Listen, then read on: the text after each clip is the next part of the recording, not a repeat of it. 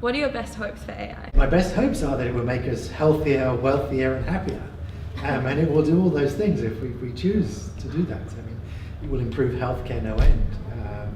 I always like to say, the end point that we would love to get to is that you could take a smartphone and you could put the sort of diagnostic capabilities of a first world doctor in every third world village. People are dying needlessly in the third world for diseases that we know how to fix, and diseases that we know how to fix with $1 or two. If only we could get the suitable diagnostic help to them and suitable medicine. So there's great things we could do, not just in the third world, but in the first world, improving our own healthcare, in making our own economies competitive, in improving our lives. Maybe we will actually find that AI means that we have to work less and we can spend more time doing the things that we like doing, spending times with our families, participating in leisure activities, creating art, doing the finer things in life rather than having to spend all our waking hours working just to be able to feed ourselves. What are your worst fears?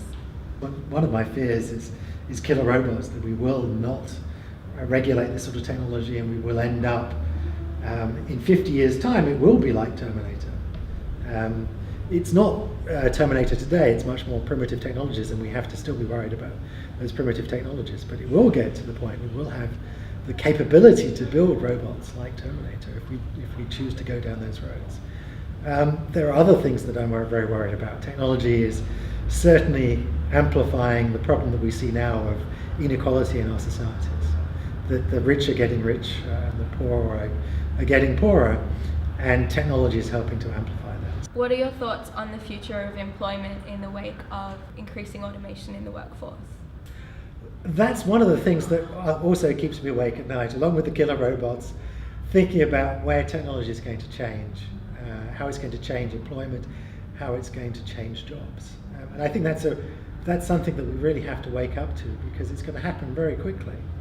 That there are jobs that people are going to university today, the jobs that they will be employed in will be jobs for technologies that we haven't invented. So far, I think if you look at the history of employment, more jobs have typically been created than been destroyed. It's not clear that that's always going to be true. I don't see any fundamental reason why that will always be true. So for sure, jobs will be destroyed.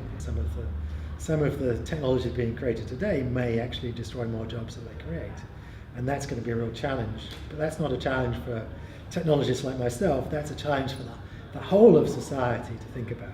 We have to think about, are we going to change the taxation system to try and spread the wealth around more equally, so that the rich don't just accumulate more and more wealth and the rest of us get more and further behind. Those are really interesting, challenging questions, and we have to start thinking about them today, because society is going to take typically more time to adjust. Society adjusts rather slowly. It's the things that we have to think about. What should our children go to university and study? How should we best prepare for this future, because it's going to be a very different future.